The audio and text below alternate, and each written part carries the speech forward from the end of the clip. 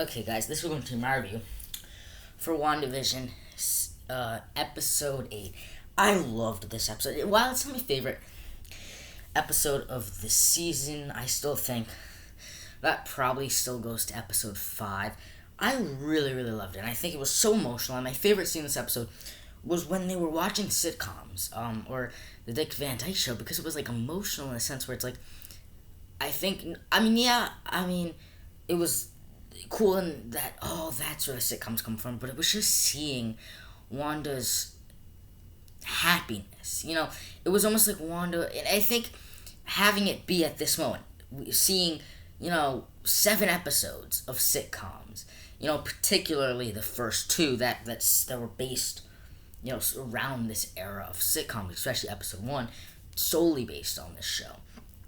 And seeing that, and seeing Wanda fall in love, and you see these stuff where they cut between Wanda's reaction and the show itself. You see it in the sense where it's like you see what they took inspiration from. You see different moments from the Dick Van Dyke Show that they remade for WandaVision, and it's cool to see that. And it's like, what I love about the scene is it's like so happy and so sad at the same time, and that quick transition where they don't give a moment to breathe. It's like, oh my god, this is so fun and cool, because Wanda's so happy and everybody's so happy, and then boom, the explosion happens, and it was a jump scare. It was scary, and the start bomb happened. It was like the retelling of events we've heard over and over again. This time, throwing in that sitcom, throwing in showing how happy Wanda. That's something that fascinated me, and I think that was a cool scene. But there were so many emotional scenes, from to grow old together, and at the end, that note from Vision, that was so emotional. And I think seeing and giving answers to questions we long had, but also giving us new questions to ask and to wonder about. So I think that's what's fascinating. It's just fascinating all in all. And so I really, really loved that. I love that element of the episode, and just seeing these moments of what is grief if not love persevering. Just great lines after another. In Infinity War, Vision's like, what am I going to be without an Infinity Stone? And Wanda's like, all I feel is you.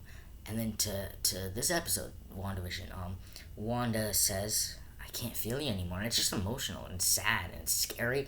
And it's scary in the sense where what Wanda could be reaching that potential. You see that in the visual, because the past 7 episodes had a couple visual effects, but not really. But this was like visual effects on display, and it felt just like it did in the MCU. It didn't feel like the TV version of it. No, it felt just there, like from the part where they transitioned to the sitcoms and all that stuff. And many people say that Hayward is a villain. To be honest here, Hayward is really not much of a villain at all. Because you could say, yeah, it's shady that he edited the video to make Wanda look like the bad guy. Yeah, he said some bad stuff to Monica, but that's nothing compared to what Wanda did. Editing, or not even editing, but modifying, I should say. He's not changing anything. He's not adding CGI. He's just editing it. So, editing CCTV footage, and then saying bad stuff about Monica. Other than that, other than one nasty, douchebag line of dialogue, and modifying camera footage, that's it that he's done. That's that villainous and that unjustifiable. Whereas Wanda's took a whole city under hostage, mind controlled them, which by Norm's account is harmful, hurting. So she's taken a whole city hostage. She's manipulated them, and in some ways she's put them in danger.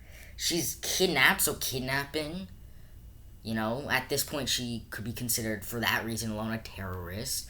So I think the negative stuff that Wanda has done has outweighed what Hayward's done. Because you can say, I think there's a difference between being an evil person and doing evil things. Where Wanda's not an evil person, but she's doing evil things. I think that's something people can't separate. What's the difference between being evil and doing evil? And I think everybody, whenever I say that Wanda is sort of in the wrong, people would jump to say, no, Wanda's a good guy. She might be a good person, but that doesn't mean she's doing good things. And I think that's the difference. And you can say, like, Hayward's a bad guy. But what Hayward has done that is bad is nothing compared to Wanda. Editing footage and saying a dickish line, saying something nasty and editing footage is nothing compared to Wanda doing all this stuff. And you could say, like, I mean, it was kind of harsh when Hayward said, that's the thing, he doesn't belong to you. But I think you have to understand, it's justifiable for Hayward to say, we're not just giving up all this resource just to bury it. Because at the end of the day, I think you have to understand, Vision has so many so many beneficial parts to him. Vibranium is so beneficial to the world. And if we can and think about this, if the MCU was our real world, why would we not want this type of energy and this type of resources for our government, for our military's sake? Instead, just giving up to bury it. And many people say that Hayward planted that in her mind to get Wanda to start this fake reality. How would Hayward know that Wanda's gonna just get in the car, drive to Westview, and start this whole Westview anomaly? How would he know that? Ooh, I'm gonna say something to creep Wanda, and then she's gonna create a whole sitcom reality. How would Hayward know that? Truth is, he wouldn't have. And people say, like, oh, he wanted this to happen. He didn't want it to happen. And the whole evil Vision, the one thing I say, the evil the white Vision thing is really cool. The one thing I will say is that's impossible. They couldn't have built it in just a couple days. Because when you think about this, when you look at, they've had Vision's body for 5 years. But now that they've got Vision, now that they got Wanda's little magic, they can just put him up back, fully new, fully cleaned up in just a couple days. Because when you think about this, based on what I think the timeline is, it's probably only 2 or 3 days after the drone incident. To the point where it's only a couple days. They put Vision, a multifaceted, multi-level, one-of-a-kind person, robot, whatever you want to call him, in just a couple days when they've been toying with him for years and couldn't really get much. I don't know, but you kind of have to. No, I mean, I suspend my disbelief for creating a whole sitcom reality. I can obviously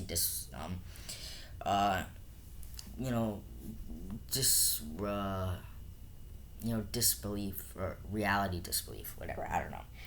But yeah, I mean, this episode was very well done. I thought the opening was cool in Salem. It was interesting, fascinating that, I think they're not going, I don't think they're implying that Wanda's a mutant. I think they're more implying that Wanda's like a witch. Like, she's like the Scarlet Witch, as if it's like a prophecy.